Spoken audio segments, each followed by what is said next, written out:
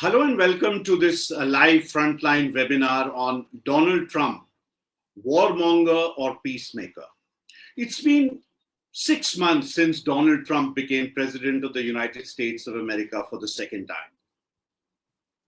He's shown a wide array of foreign policy possibilities, and he has done several things which we need to focus on. From wanting to take over Greenland, to buy the Panama Canal, to looking at the Gaza Strip as a piece of real estate to develop, to announcing that he would end the war in Ukraine in 24 hours, to bringing peace, which he claims he has done to India and Pakistan, to complaining that whatever he does, he will never get the Nobel Peace Prize, to backing the war on the Israeli war on Gaza, to supporting the bombing of Iranian nuclear facilities by sending his own bombers.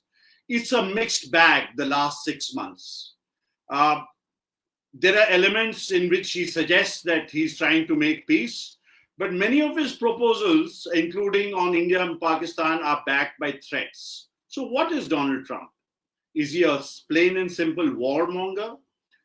Is he a peacemaker? Is he a bit of both? What exactly is he? So on this frontline webinar, I'm joined today by Atul Bhardwaj, former naval aviator, analyst, writer, commentator on strategic affairs. And we're also awaiting, we hope, Mr. Bhadrakumar, former MK Bhadrakumar, former Indian diplomat. He will be joining us shortly. We are having some technical issues. We hope he'll be joining us shortly. But to you, Mr. Bhardwaj, how do you see Donald Trump's record in these 6-7 months? Look, Donald Trump, if you see, he's a maverick. His eccentricities and absurdities are known to all. He's not behaving like a normal leader would behave. And which is quite expected because he had shown his colors in his first term, basically, when he came to power in 2016. So one didn't expect him to behave any differently. In fact, his behavior has deteriorated over time, and he sort of he seems to be a person in a hurry. He's in a tearing hurry to do things, to create more chaos. Largely because, the basic question that one asks when one is looking at Trump is he really a puppeteer or is he a puppet? Is there somebody controlling him from behind? When one looks at that. And what is your sense on that? I think he's a puppet. There are a lot of people who make distinction between the MAGA movement as well as if you see the American deep state. It is generally believed that the MAGA movement is anti-American deep state, and it is working to dismantle the deep state. Yes, of course, it is dismantling the deep state, the surface of the deep state. It's basically changing. New faces are coming in within those deep state, but the core of the deep state, American deep states, remains very much intact. Now, we need to understand this very properly. Are you saying that he's really a front for the American deep state? Definitely, he's a front for the American deep state. The American deep state needs a person like him at this stage of the American history. The MAGA movement also, I would say, is an offshoot of the deep state. The core of the deep state really wants this kind of arrangement to exist in America. The faces are changing. Of course, the old faces are going, the new faces are coming in. But why? The basic purpose is, the larger point that we miss in this whole game is that in America currently, what you see especially after the 2008 financial meltdown, what you observe in America is that there is a kind of a shift within the epicenter of the capitalist world. The shift is happening from the Wall Street towards the Silicon Valley. We saw that once when the Trump basically was coming back to Trump and his policies, Mr. Bhardwaj. How do you see him?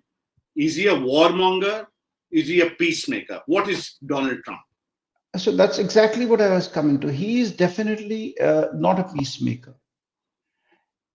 Because the America to retain its primacy basically needs to have somebody who needs to control the war and peace in the world. Now the difference is that the Trump does not want to spend the American money on wars. He wants his allies to spend their money. He wants to play a systems administrator primarily.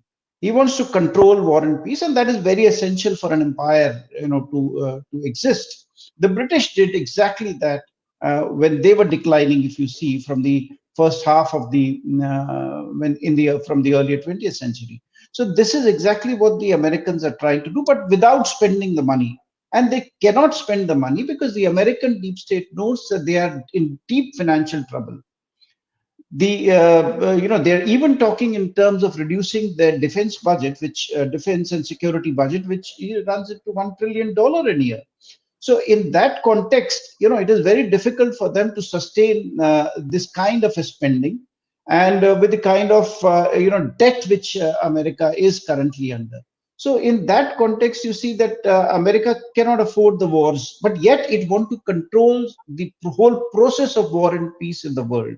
It wants to, it wants that, and the Trump is doing exactly that. So if you see Europe for that matter, and NATO for that matter, the NATO is doing exactly what Trump wanted. That's right through, Mr. Bhardwaj, Trump has been saying, I want to end these forever wars.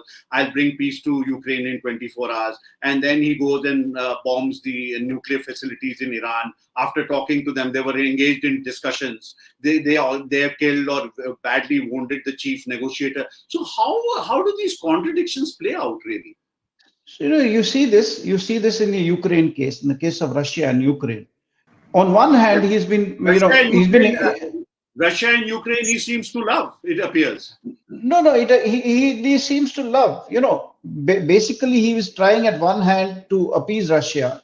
But on the other hand, there is a third party involved in the war, and that is NATO. It is not Ukraine, but Ukraine is a proxy of the NATO. And NATO, NATO for that matter, he has not chided NATO for asking to prolong the war. He's not really pressurized NATO in that sense to stop this particular war or to stop aiding this war. Nor has he himself actually stopped the American supplies which are going to Ukraine currently, or the American intelligence, although he's making statements, but yet he's not taken any concrete measures in that direction. So he is playing the double game, which we saw he calls Zelensky to the Oval Office. Zelensky arrives in the Oval Office, he humiliates him, but the next day he's in London, American, and he's being patted on his back. So there is a sort of a double game which is being played here. They don't want the war to end in that sense, because the war has actually given what Trump wanted. NATO has started spending about, the European members of the NATO have started spending about 3.5% of the GDP on defense. They've agreed to do that. So in that sense, he's a winner. Yeah. I'm really happy that Mr. M.K. Bhadrakumar, veteran diplomat, writer on strategic affairs, he writes on India Punchline. He's unafraid to express his views. I'm really delighted that Mr. Bhadrakumar has joined us. We were just talking with Mr. Bhardwaj on Trump's legacy of the last 6 months, whether he's a warmonger or a peacemaker. How do you look at these 6 months of Donald Trump in his second presidency, Mr. Bhadrakumar? Thank you for Amit. We are all three of us are reconnecting after a few years, and I'm really particularly touched by this moment. Let me begin by saying, that I look at Trump very differently from the prevailing opinion in our country, which is that I separate his idiosyncrasies, his private life, and so on, as I always do with when I ponder over statecraft. It's a human being after all, and it is his privilege to err. So let's not bring that into it. But I therefore tend to take Trump most seriously. He's not a flippant personality, and my experience with him, my journey with him, began in 2015. And I'll tell you how it was. It was actually when I came across a one-page advertisement in the New York Times, which appeared in January 1980, when Ronald Reagan took over as the president. A one-page supplement by a young businessman from New York, around 30-ish, around mid-30s, by name Donald Trump. He spent a princely sum, should have been at that time, of our lives, $100,000 for this one page. And that one page had a very simple, direct message, completely out of sync with the spirit of the times in America. At the peak of the Cold War, as the Cold War, was coming to its final stage, arguing strongly that the Cold War was premised on a bad logic insofar as Russia needed America, and the prevailing view, and I'm talking about the Soviet Russia, needed a good relationship with America, and that was possible, and he offered to help. The man was 35. And at 35, we would imagine that thoughts had crystallized in his mind. He was in adulthood. So, you are dealing here with a man who's tactical and at the same time strategic. Strategic insofar as he's a man of convictions. This was the conclusion that I drew at that time. And by the way, New York Times removed this advertisement from its website subsequently. Right. When it came to their notice that it would put everyone in an awkward spot for the so-called neocon globalist lobby itself and Hillary Clinton herself in an awkward position if it seems that Trump was also a thoughtful man. Right. So I'm deliberately mentioning this because. I just want to interrupt you for 1 second. Coming to Trump now, he's tried to take over Greenland. He wants to buy the Panama Canal. He promised to end the Ukraine war in 24 hours after he took office. He's been party to or helped the bombing of Palestinians in Gaza. Over 60,000 Palestinians have been killed. He also bombed Iran, a country with which you have dealt with extensively in your diplomatic career. So how do you look at Trump today? Yeah, that's what I was coming to. So first of all, you're dealing with a man who's thoughtful, who has strong convictions. And when he says that he is a man of peace and would like to be known as a peacemaking president in American history and in world history and in contemporary politics, we must pay attention to that. That is my first point. I was arriving at the same point, Amit, what you are trying to laboriously reach, is there's no other explanation for all this that is happening. They may seem tactical, they may seem contradictory, but the point is he working according to a plan. And so let me first present, that plan, that grand plan, that is strategy that is in the man's mind. Whether it works or not, time will only tell. His project, if I may say, is MAGA project. That is where he will pin his destiny. And on that thing, from the foreign policy side, if you look at it, how do you create synergy out of his foreign policy strategy for his MAGA movement? That is going to be, if his son is going to contest the presidential election next year, next term, it is going to be their platform. And he must show results. Now, how do you show results out of the debris that Joe Biden left behind? It's not possible, because it's a pathway to war that Joe Biden did. And he finally announced that he will Trump-proof the Ukraine war. What does it mean? That Trump will not be able to touch it. It will run on its trajectory. He brought the relationship with China to a complete breakdown of trust. It was a competitive relationship, but did it have to be brought to this way? So, debris all around. And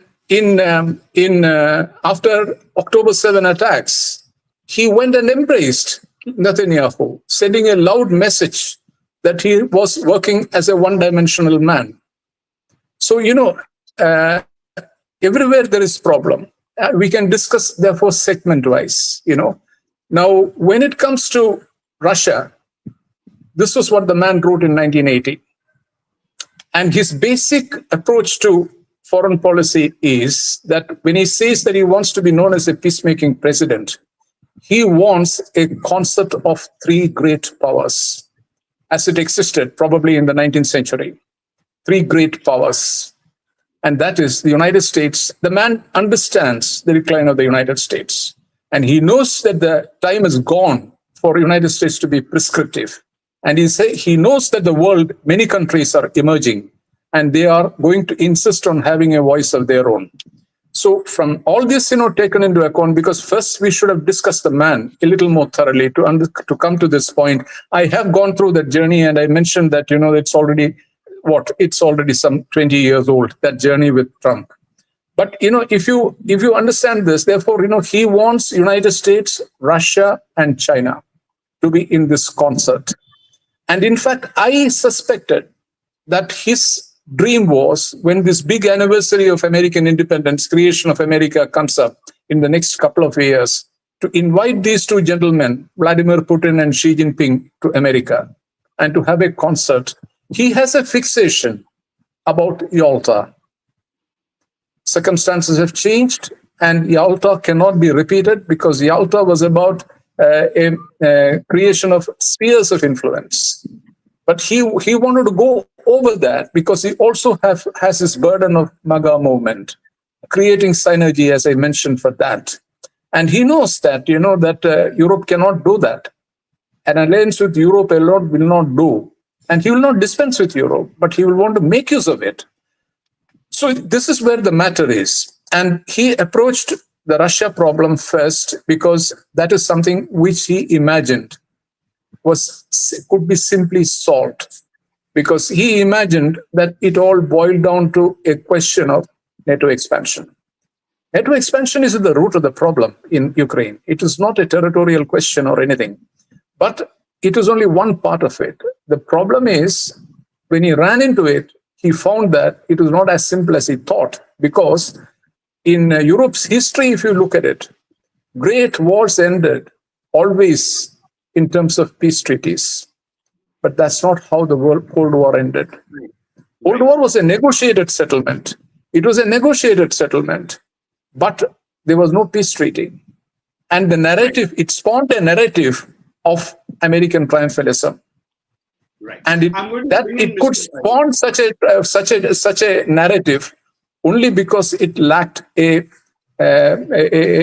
peace treaty, which spelled out what really happened. And I was in the embassy in Moscow at that time, in the end of the 1980s. And I can both say it was a negotiated settlement. Right. When Margaret Thatcher... Yeah, Mr. Bhardwaj, now I want to pick up on something which Mr. Bhadrakumar said, that Donald Trump seems to have this grand narrative in his mind. How do you look at that? I mean, do you think he has a grand narrative, or he's moving from issue to issue, from crisis to crisis? Does he have a larger plan in his head? I tend to agree with the Master Bhadrakumar that, we need to go back into a little bit of Trump's history to understand him. And as I mentioned earlier, I firmly believe that he has been picked up by the American deep state. American deep state, the core of the American deep state now wants the MAGA movement to control America, because it knows that the international liberal order that had supported the earlier American primacy is no longer relevant and is sort of obsolete in the current context. With Silicon Valley heading the global epicenter, or controlling the epicenter of the global capitalism. The Silicon Valleys or the global capitalist requirements are very different at this stage. And he's following exactly the agenda. He's basically, if you see, this is exactly what the Nixon had started in 1970s, when he basically, he changed the whole structure of the global financial structure in 1970. And then the Nixon shock that we must remember. So he actually in the same league, actually, if you see. It is just that the social media has made him larger than life currently. And of course, his own behavior itself, which suits the social media, has made him larger than life. But the very real issue is that he is deep inside, he's a warmonger. if one expects him to be closer to Russia, I don't think he's any closer to Russia. He's as he cannot he's not abandoned NATO for that matter. NATO is exactly with him. He's not abandoned the Israeli lobby, which has actually forced him to go and bomb Iran, when actually Israel was in deep trouble, because of the Iranian missiles which are shooting down Tel Aviv and Haifa ports. So therefore, I consider him not to be actually, he's basically looking at retaining. America is in a deep decline. He understands that America is in a deep decline. How does he prevent America's decline? And that is exactly the agenda of the MAGA movement. So then you have, of course, he wants to expand America. He wants to, this is a kind of a parochial kind of a populism that he's talking about. It basically removing immigrants, because the American capitalist order feels that with the coming of the artificial intelligence, they're not going to be able to support so. Right. We can't hear you, Mr. Bhardwaj. Can you hear us? I think we are having some technical issues. I'm going to go to Ambassador Bhadrakumar now and ask him this grand vision that Trump has. What do you think are the obstacles, to implement that grand vision? I'm not able to hear you clearly. Once again, can you speak a bit loudly? Yeah. I said that this grand plan or grand vision that Donald Trump has, what do you think are the obstacles in his path to implement it? Oh, it is nothing but obstacles. Because, as I heard a little bit of what was being said before, I tend to go along with it up to a certain extent. But, the obstacles are now, when you take, for instance, Russia and Ukraine, what are the problems? The problem is that, the congruence of interest is not there between the United States and the European powers. Now, they are looking for different things. Europe is besotted with the idea that Russia can be erased from the global chessboard as a power, as a great power. Now, if you want to go to the roots of it, you may have to go back to 1000 AD, the period of the Great Schism, when the church split. And, the Europeans had never accepted the Slavs. That is at the root of it, and the unspoken thing, like you and I even walk with trepidation when someone enters a discussion on caste. But it is the equivalent of that for the Christian world. So, it is there at the bottom of it. And if you go through the native literature, Russian and the other side, you will understand why, why do they fear a man like Dostoevsky? You see, it had nothing to do with the Ukraine problem. So if you look at it, why are they afraid of it? Because they are afraid of the great cultural heritage and the fact that it has become a civilization state. And Europe cannot absorb it. Europe cannot assimilate it. Europe has to learn to cohabitate with it. And Europeans are stubbornly refusing to do that. So Europe is a very big problem for Trump. Equation with Putin. How do you look at Trump's equation with Putin? In 1996, when he came to power, they had created by that time this myth, what came to be known subsequently as the Russia collusion thesis, that he is Putin's man, Trump. Now, this is to vilify him, because here a man arrived whom the deep state tried to stop, and despite the best efforts, and Barack Obama also put in his 2 bits into that effort, but they couldn't stop it. And the MI6 came up with this thesis, Steele's, you're familiar with the name, Steele. He brought out first, this one as an employee of the MI6. Certain materials put together is completely bogus, as it turned out subsequently. And he has disowned his authorship also. So he came up with this one, that he is Putin's agent. I don't know if you know all that bizarre period, in 1996, because that time they created this deliberately to run him down, because Russophobia is very deeply entrenched in the American political psyche. And therefore, the best way of immobilizing a government, immobilizing a president rather, immobilizing a White House, was to vilify the occupant there in the Oval Office as an agent of Russia. And from there, if you look at it, this bizarre presidency from 1996 to 2000, attributed to the title of the Trump presidency, shows that he didn't do anything. He had to follow the deep state. That was how it turned out finally. Because you see, in India, as Indians, we are quite familiar with it. That, and having worked in the bureaucracy, I can tell you honestly, there is a certain stubborn feeling that there is a permanent establishment. Politicians come and go. And ultimately, we feed them. And we know better than them. And we know best what is good for the country. So, you are in the American context, you are also dealing, along with the deep state, a component like the military-industrial complex, an exceedingly powerful component, who finances the politicians. In India, we haven't come to that sort of a deep state still. It is, if at all it is there, it is very primitive. But in America, therefore, it is a very big problem for Trump, and then the more point is the man arrived newly. He was an rank outsider. He arrived in DC, completely innocent of the ways of that wicked place, Beltway. And there, he chose the wrong people.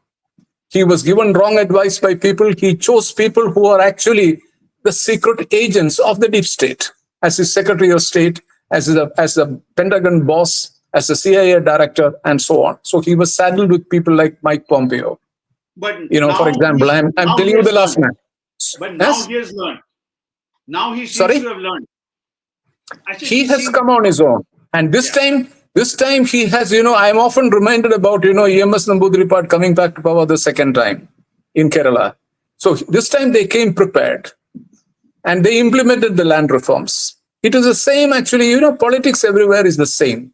This time the man knew how Washington works and he came fully prepared and he had his names. Tulsi's name, for instance, if you take, is a stellar example of that.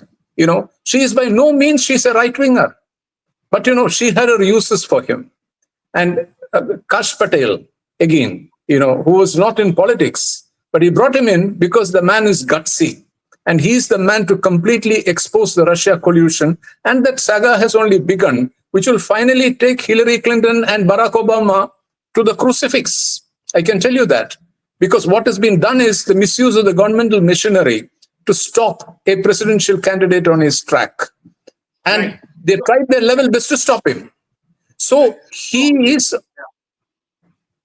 Coming to the other area of your expertise, which is Iran and West Asia, how do you look at Trump's approach? I mean, the US was engaged in negotiations with Iran, and suddenly Trump goes and bombs the nuclear facilities in Iran.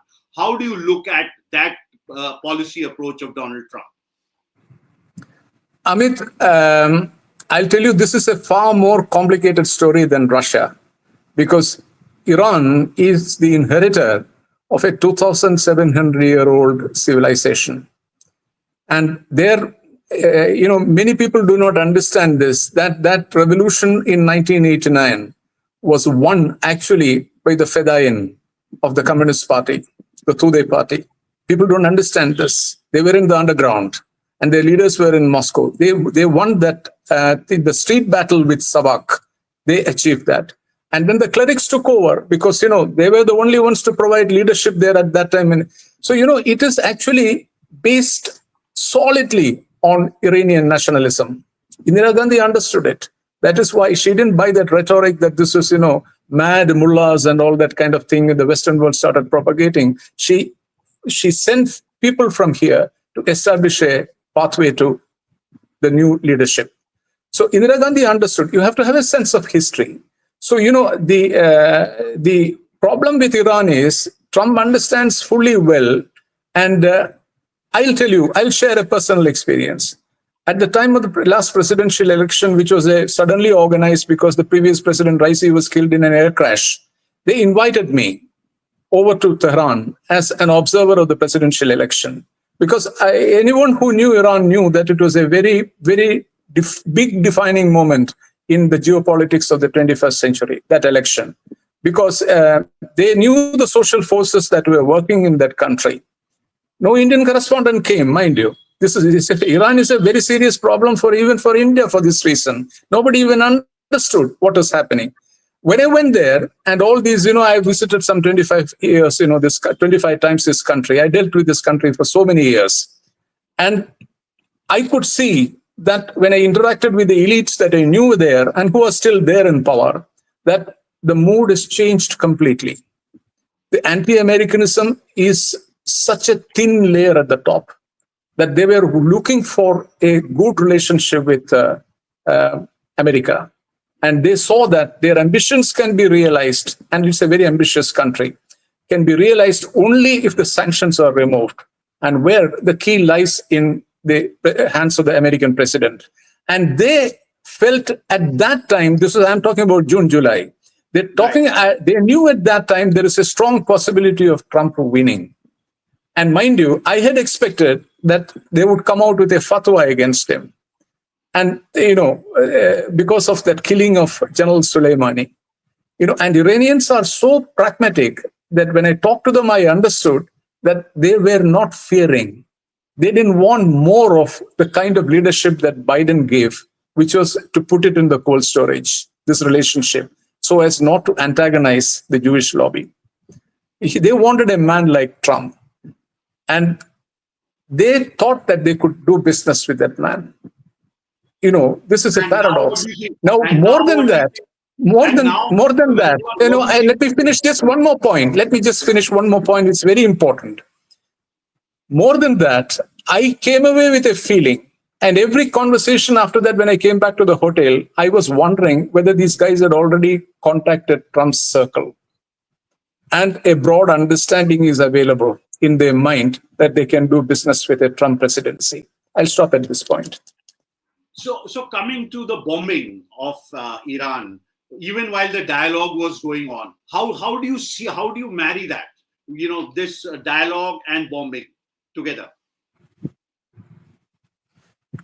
You see, what Trump is doing is, the clue lies in the appointment of Steve Witkoff. And unless we put that in perspective, we will not understand what Trump is aiming at. What is Witkoff? What is his personality? He had nothing to do with international diplomacy in his entire life, but an extraordinarily successful businessman like Trump, who has a relationship with Trump for some 30, 40 years. They're close buddies. They were in the same field of real estate, and they both made money. And Witkoff openly says that he was a silent admirer of Trump's ways of making money. So, it's a different relationship. So he brought him in, Witkoff, with the intent to bypass the American foreign policy establishment and the American security policy establishment, a man who would directly report to him. And now what is it that he has to report? Again, you come back to MAGA, the kind of synergy that this last frontier in the Middle East can bring for America. The Americans know very well that it is a honeypot, that all the other countries put together cannot match Iran in terms of its mineral resources, human resources, the vast geographical spread, and by far the strongest agriculture in the whole of the Middle East. They can export food. That is the kind of country, and a nation and a human resources with such power to absorb technology and develop technology. Their missiles are their own, as we have seen. So Trump knows that. And Trump is seeking, in a nutshell, let me put it like this. Trump is looking for a constructive relationship with Iran, knowing that they are pragmatic and that they will naturally ask what is in it for them. He is willing to offer them the relaxation rollback of sanctions. Right. And that is where it came to. Yeah. We'll watch what happens on that front. I'm really happy that we have Atul Bhardwaj back. If you can unmute yourself, Atulji. I've unmuted. Yeah, Atulji, I want to bring a different facet to our discussion. After the great appreciation Pakistan showed for Trump's role in bringing about the ceasefire between India and Pakistan, uh, the Pakistanis actually nominated Trump for the Nobel Peace Prize, knowing that he's so keen on this.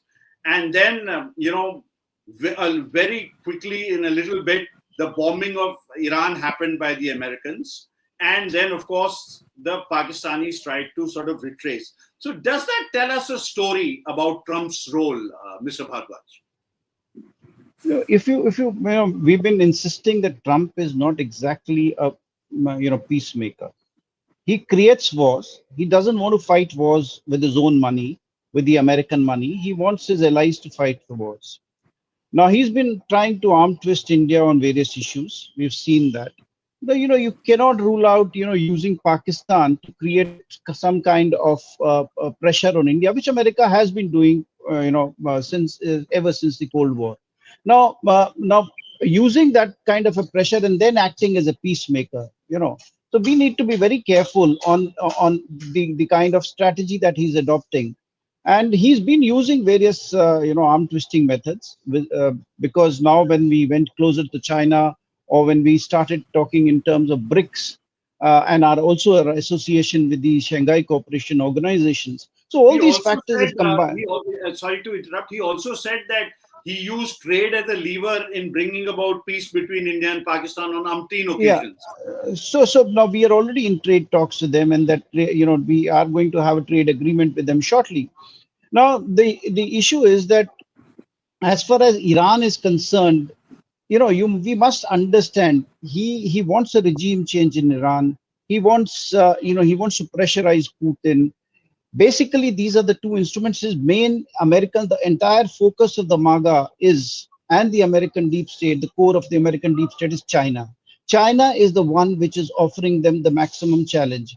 By having Iran in its side and having Russia in its pocket, America wants to weaken China. It does not want to fight direct wars with China as it happened in the Cold War.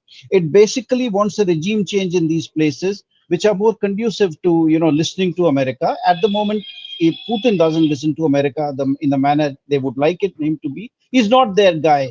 Similarly, Khamenei is not their guy. So they want them to be the leadership in these countries to be more appease them, to appease America, to appease the American deep state, which is not happening. So without weakening Iran and without weakening Russia, the China challenge cannot be met. It cannot be met in the Indo-Pacific. America knows that well because the Chinese Navy has overtaken the US Navy as of such. The Chinese technology is, in fact, one would say, warfare technology is one would say a step ahead of the United States, and that's what the biggest challenge of Americans is.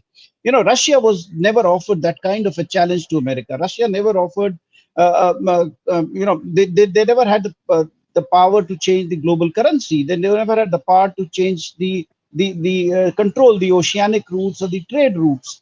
They were largely following what the West wanted them to follow.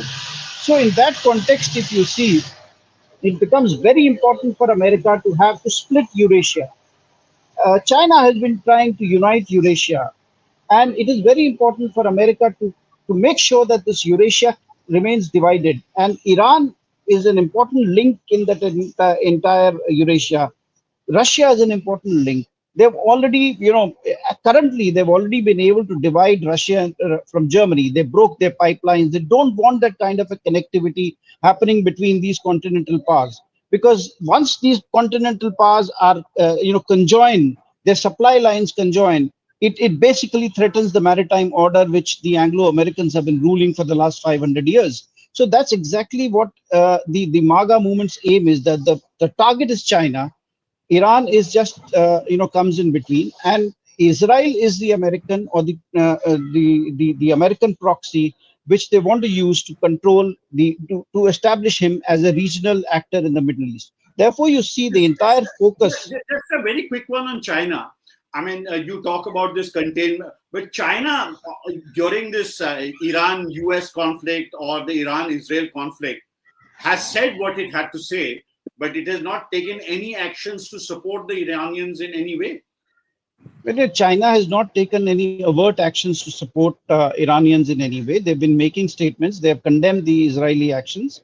But yet they are supplying now, more than Russia.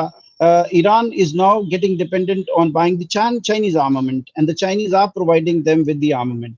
And this gradually gives the Chinese the power to, expand themselves, as more and more countries who trying to challenge America would seek the Chinese armament, which is an upgrade in technology over the American, I would say, technology, warfare technologies, or at their par with the American warfare technologies to some extent. So, looking at all these issues, the great power rivalry is the core of this, and Trump is not withdrawing from this great power rivalry. He wants to play the game in a different manner. Let's understand that he'll use his proxies, he's used allies to create wars, because the biggest thing which an empire needs to retain its primacy is to control war and peace. It should be in a position to create wars. And America in no way is going to give up that kind of a power, unless and until China reaches that stage of creating wars. China has not currently reached the stage of creating wars in the world. Whereas America has that power. It can create, between India, Pakistan, it can create a war anytime. It can create a war in the Middle East anytime, wherever it wants. You've seen, the bombings have not stopped even after the ceasefire happening between Iran and Israel. The immediately after the ceasefire, the Lebanon was again being bombed. The Gaza remains in the same state, without Trump actually taking any action. There is absolutely no action in the West. Entire Europe and entire and America is absolutely saying nothing on Israel, for that matter. They are. Right. It's such a confusing thing. You see, on one hand, Germany says is it very Right. reluctant to accept its past, Hitler Nazism, and it's Hitler's past. On the other hand, it supports Nazism in Ukraine, and it also supports the kind of Israeli genocidal regime. So therefore, it becomes very difficult to understand the West, which is sort of losing its leverages in the within the international community, basically because of its double speak, the double standards which Iraq war has exposed, which the Gaza has exposed uh, to the entire, but yet they're not stopping. The whole Right. issue is they're not stopping from doing all Right. these things. So Mr. if one Bhadrakumar, expects them, yeah. Mr. Bhadrakumar, I want to get you in here. I mean, how do you see Trump and the Palestinians? He's talked about a ceasefire on his Truth Social post yesterday. So, do you think that Trump has the heft to bring about a ceasefire in Gaza?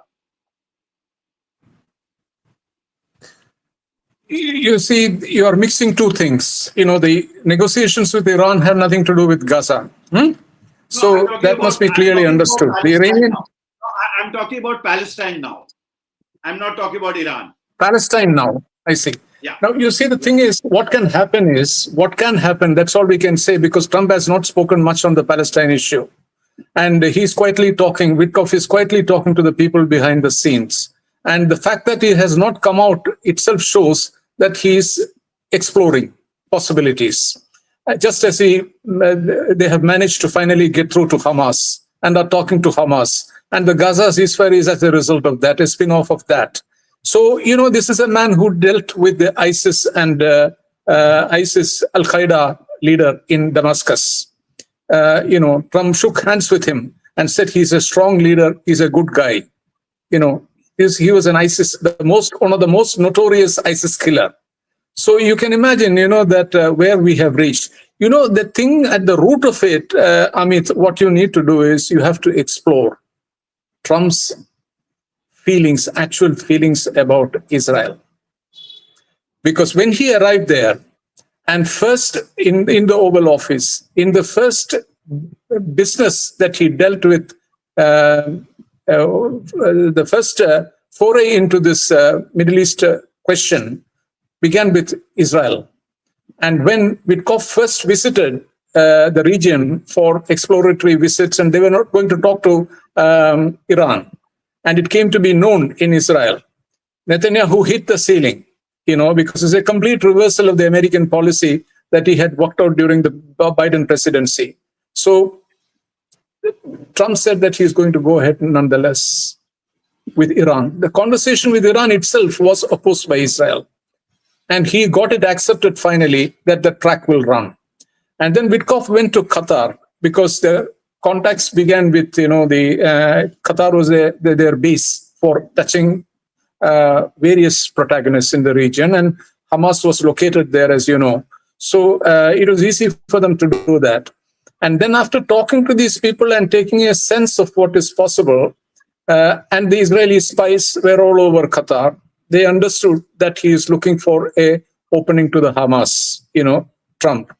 So Witkoff said that, he would like to visit Tel Aviv and meet with Netanyahu. You know what they said? It was a Thursday. They said it is the day of the Sabbath is tomorrow. You cannot come. Because we don't work on that day. And you know what he did? He used the choicest expletives, and he would not have done it without the clearance from Trump to hold the danda. He abused the Israelis and said that I shall bloody well appear there tomorrow. You tell your prime minister that I expect him to meet me. This is the language he used. It was leaked in the press, finally. And this is the language he used. So, unless you understand, and Trump had during his campaign, another telltale sign, Trump had during his campaign recalled the murder of General Qassem Soleimani. And it was also a signal to Tehran, a powerful signal to Tehran. He said that Israelis told us that this man is removed, things will be a lot better in the Middle East. And we agreed on the special operation to eliminate him. And then he said, the day before it was to take place, Netanyahu called and said that they are not in it. You see? And he said, this is the man that we are dealing with in Netanyahu. And he said the operation had gone so far advanced that it was not possible to call it back. And we went ahead with this. And that midnight attack on Soleimani, resulting on an official visit to Iraq. He said that. So, the trust deficit between Trump and Netanyahu is very widely known. And there are a lot of instances of this kind, if you had been closely following the scene, quite evident. But the Israeli lobby is still very powerful in the United States. And so a politician has to be realistic. Yeah. So the question is, will the Israelis be allowed to continue to bomb Gaza? That is really the question now. The issue is whether Netanyahu remains or doesn't remain. The Israeli lobby is going to remain there. Trump has already given the American, the MAGA movement, it is complaining that they're not going to fight, they're not going to spend their own money on fighting Israeli wars. But the fact is that they do want to establish Israel as a regional hegemon in the Middle East. The fact is that even if there is a regime change in Iran, the regime change in Iran would facilitate the fact that Israel establishes itself as a regional hegemon in the Middle East. And Israel and Iran, of course, is decapacitated through that. So Israel, the American policy is there is not going to be much shift in the American policy. Yes, the faces may change. In place of Netanyahu, someone else may come in. But they have taken a decision for the last 2 years. They've taken a decision to raise it to the ground, Gaza, to remove it. In fact, Trump has already said that the population in Gaza should move to other places. He doesn't want them to stay there. He had initiated this entire process on Iran in his first term when he got out of the agreement with Iran, when he established the embassy, U.S. embassy, shifted it from Tel Aviv to Jerusalem. He's been at it from the very beginning. The entire focus is to establish Israel as a regional hegemon. The Abraham Accords, if you see, with all Middle East states actually bowing to what Israel wanted. So the policy remains the same: control the Middle East through Israel, and weaken China, basically.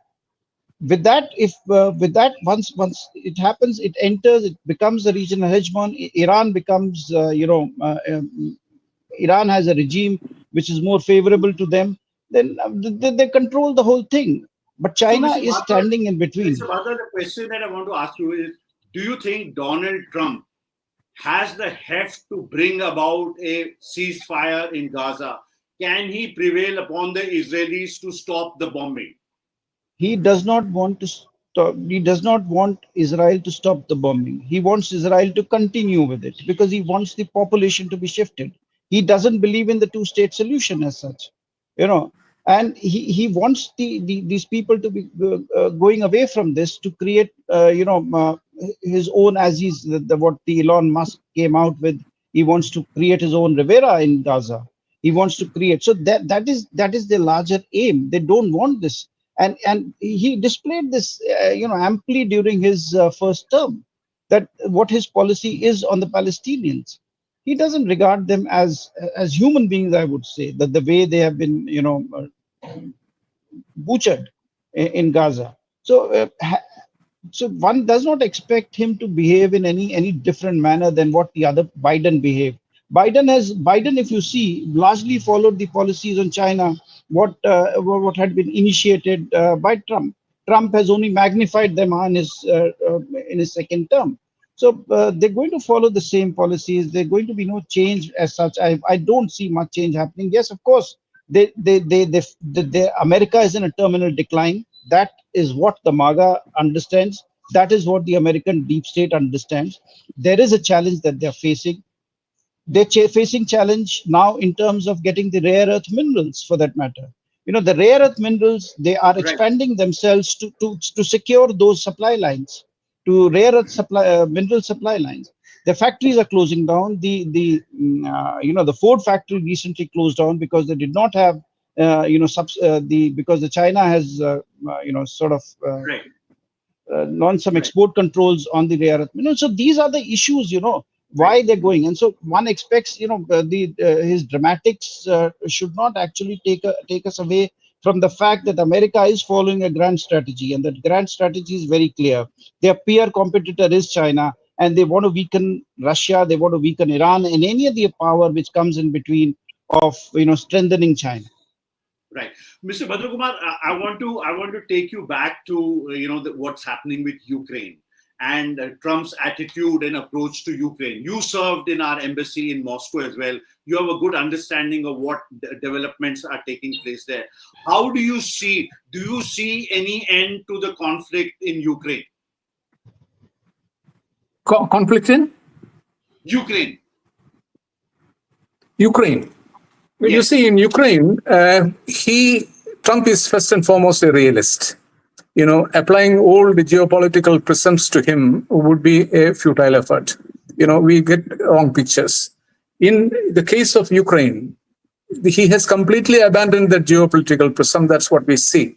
And we must draw important conclusions out of that, even with regard to the Middle East. There, he understands that the war has been lost. And his performance at the NATO summit itself shows that, he is doing no damage control. He has withdrawn from the war. And I think yesterday or day before yesterday, New York Times came out with a report revealing a disclosure, revealing that they have stopped the arms supplies to Ukraine. So it was not shown to us, but told to us before. Politico broke the story, and New York Times picked it up. So now it's a fact. It must be a fact. It has not been denied. So he has retreated from the war. He has told the Europeans that this is concerning your security, not America's security, and therefore you should foot the bill for whatever you are doing. In the sense, the American financial part is not there. He is trying his best to work out a system whereby he can recoup the billions and billions of dollars that Biden spent on the war, and with no result. That is a separate thing, that rare earth deal and things like that. That is the other part of it. And then he has actually, what he has done, a very smart thing. He has got NATO to accept his dictate that they must increase their defense budget. Each member country must increase the defense budget to 5% of national income from the existing 2 to 3%. And they have agreed on that. The single biggest outcome of this. Why? Because the kind of projection that is there for NATO now is in terms of artificial intelligence and, electronic warfare and all kinds of stuff of that kind, where their primary vendor is United States. And 2024, For 2024, 35% of America's arms exports went to NATO. That is the statistics. So there, he doesn't mind making good money out of it. But he had no other commitment. And this time he mentioned vaguely about Article 5 without refusing to be still specific. Now, Article 5 is the throbbing heart of NATO when it was created. It is about collective security. So he has virtually decoupled the United States from the NATO commitment. He has passed on the burden to Europe, and he has retreated from the proxy war. This is where it is. And he doesn't intend to spend any money on it. And he realizes, and he has, in all purposes, he has nodded to Putin that you go ahead and do what you want. And the result is, now in the last 15 days at least, it is visible if you monitor the day-to-day developments.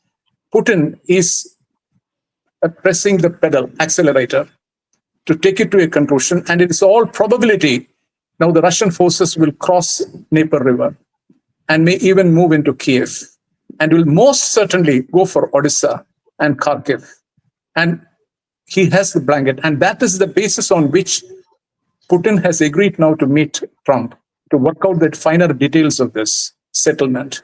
And the settlement will be completely, I can assure you, will be completely on Russia's terms. If you read the readout that was given after Macron understands this. Macron is one of those weathercocks, who understands earlier than anyone else in the Western world about the trend that is shaping up. He called Putin after September 2022 for the first time. They were talking to each other. He called Putin, and in the readout that came from Kremlin on that conversation, it is abundantly clear that Putin has dug in. And he said, finally, any settlement has to be on the basis of the existing realities. That means including territories.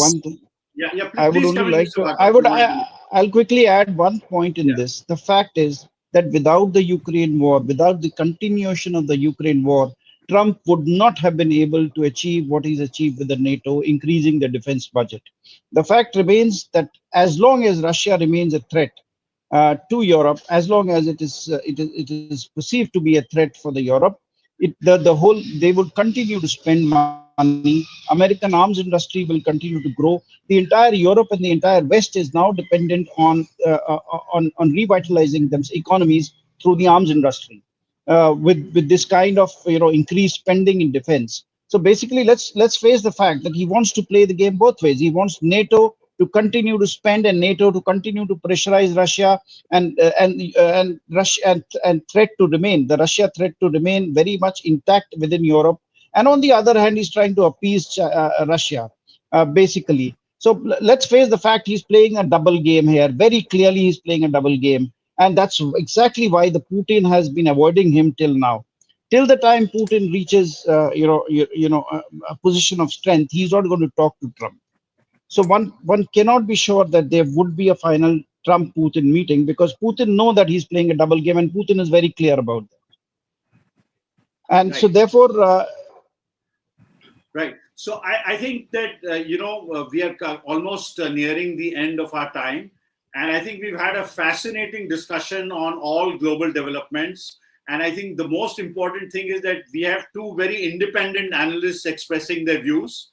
Currently, the debate and discussion in our country is so in a sense, loaded on occasion, that these independent voices that we've heard from Mr. Bhardwaj and from Mr. Bhadrakumar, I think they are a breath of fresh air.